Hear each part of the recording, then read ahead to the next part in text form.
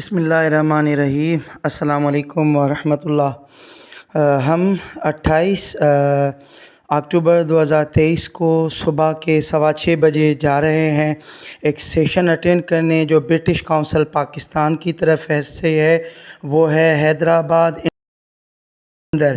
یہ میرے دوست ہیں، محمد عظیم صاحب ہیں اور ان کے ساتھ ہیں احتشام حسین اور یہ الطاف حسین سیتو صاحب ہیں۔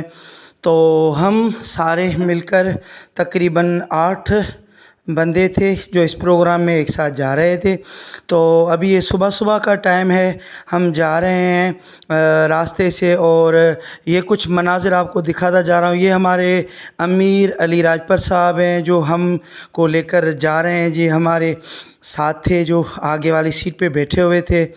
اور ابھی سورج نکلنے والا ہے، ابھی سورج نکل چکا ہے، تو یہ راستے سے ہم تھوڑا اس کو ریکارڈ کرتے جا رہے تھے تاکہ آپ کو ہم دکھا سکیں۔ اور ہم ابھی پہنچے ہیں، یہ مورو سے آگے ایک پیٹرول پمپ تھا، سلام پیٹرول پمپ، وہاں پر تھوڑا سا اسٹے کیا اور اترے، اور یہاں پر ڈرائیور نے اپنی گاڑی میں پیٹرول فل کروایا اور ہم نکل پڑے مزید آگے سعید آباد یعنی ٹول پلازا پر، اور وہاں سے آگے نکلے سعید آباد سے، اور یہ حالہ حویلی ہم پہنچے۔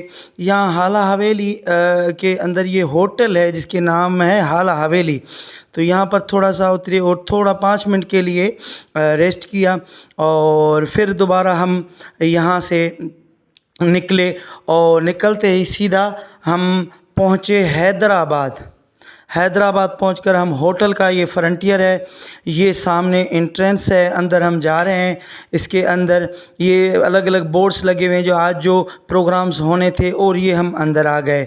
تو اس پروگرام کے اندر مختلف ٹرینرز نے، مختلف اسپیکرز نے، UK کے یونیورسٹی سے بھی بہت ساروں نے جوائن کیا، اور انہوں نے الگ الگ انداز سے اپرچونٹیز، گریٹ اسکالرشپس، UK کا ویزا، اسٹڈی UK کے حوالے سے، آئلس کے حوالے سے عمران صاحب نے بہت اچھے اندازے سے ریسورسز بتائے، اور پھر آخر میں سرٹیفکیشن ہوئی، اور محترم جناب خالد عثمان صاحب کے ساتھ گروپ پکچر بھی ہوئی، اور اینڈ میں مجھے یہ تحفہ دیا گیا، سیوینئر دیا گیا، اور اس سے میں آپ کو دکھاتا ہوں۔ یہ ایک پیکٹ تھا، جب اس کو میں نے کھولا تو اس کے اندر یہ ایک وال کلاک تھا، کی چین تھا، بیج تھا، اور یہ بزنس کارڈ والی ڈبیا تھی۔